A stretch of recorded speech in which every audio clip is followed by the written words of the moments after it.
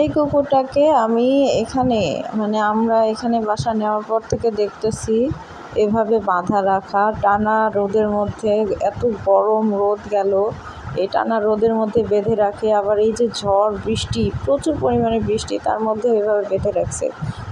একটা অবলা পশু এভাবে কিভাবে পারে বেঁধে রাখতে, এভাবে জুলুম করতে। যাই হোক, হ্যালো এভরিওয়ান, আসসালামু আলাইকুম। কেমন আছেন সবাই? আশা করি সবাই ভালো আছেন। সকাল সকাল চলে আসলাম চা নাস্তা নিয়ে। সকালটা শুরু হয়েছে একদম ঝড় বৃষ্টি দিয়ে। যাই হোক, মাশাআল্লাহ, রহমতের বৃষ্টি। আল্লাহ দিক প্রাকৃতিক দুর্যোগ থেকে সবাইকে রক্ষা করুক, আমিন। তারপরে চা নাস্তা করে একটু রেস্ট নিয়ে তারপরে আমি রান্নাঘরে চলে আসলাম রান্না করতে। তো এখানে আমি আজকে আমাদের উত্তরবঙ্গের একটি স্পেশাল খাবার রান্না করব। সবাই দেখবেন, না টেনে ভিডিওটা দেখবেন আর কি। যাই হোক, আর কমেন্ট করবেন, লাইক কমেন্ট শেয়ার করবেন অবশ্যই। তো এখানে আমি যা রান্না করব সেটা হচ্ছে কচুর ঘাঁটি। আমাদের উত্তরবঙ্গে ঘাঁটি জিনিসটা আসলে অনেক ফেমাস। আলুর ঘাঁটি আর কচুর ঘাঁটি বিভিন্ন বিয়ের অনুষ্ঠান, মিলাদ, বিভিন্ন অনুষ্ঠানে অনেক বেশিরভাগই আলুর ঘাঁটিটা থাকেই। আলুর ঘাঁটিটা আর কি সবাই পছন্দ করে আমাদের উত্তরবঙ্গের। আর আমিও বাদ না, আমিও অনেক অনেক বেশি পছন্দ করি আলুর ঘাঁটিটা।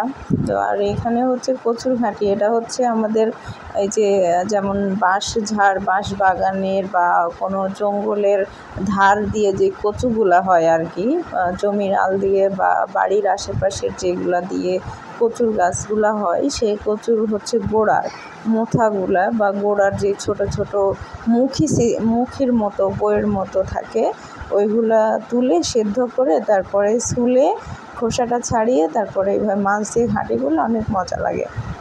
তো আমি এই প্রথম আমার দাদির কাছ থেকে শুনে আর কি আমি ঘাঁটি করছি। আর আমার দাদি এই কচুটা সিদ্ধ করে পাঠিয়ে দিয়েছে ঢাকাতে, আমার কাছে পাঠিয়ে দিয়েছে যে তুমি রান্না করে ফারুককে খাওয়াবা, অনেক মজা পাবে। আর ফারুক এটা পছন্দ করে অনেক, আলুর ঘাঁটিটাই পছন্দ করে না, কচুর ঘাঁটিটা পছন্দ করে।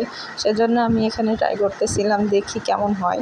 তো আমি প্রথম রান্না করতেছি, অনেক ভয়ে ছিলাম যে কেমন হবে না হবে, কিন্তু মাশাআল্লাহ অনেক ভালো হয়েছে, খারাপ হয়নি।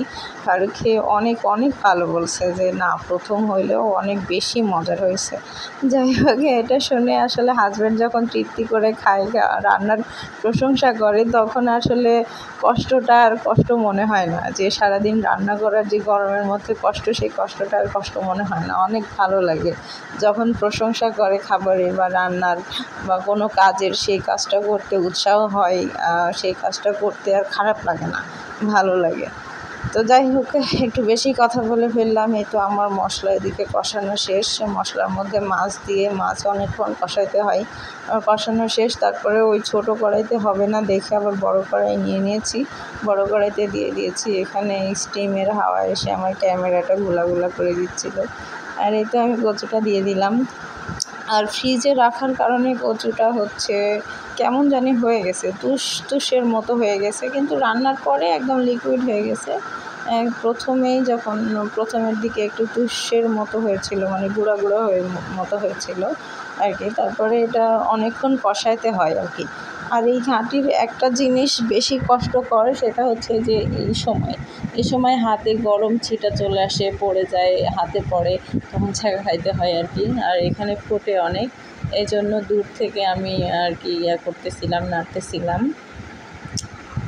আর ঘাঁটিটা হচ্ছে যত বেশি আপনি কষাবেন, যত বেশি ফোটাবেন, তত ঘাঁটিটা বেশি মজা হয়, আমার দাদি বলে। তো যত বেশি কষানো যাবে, ফোটানো যাবে, তত বেশি ঘাঁটিটা টেস্টি হবে। তো আমিও ট্রাই করলাম, কিন্তু আমি অত ধৈর্য নিয়ে করিনি, আমার অত ধৈর্য নাই।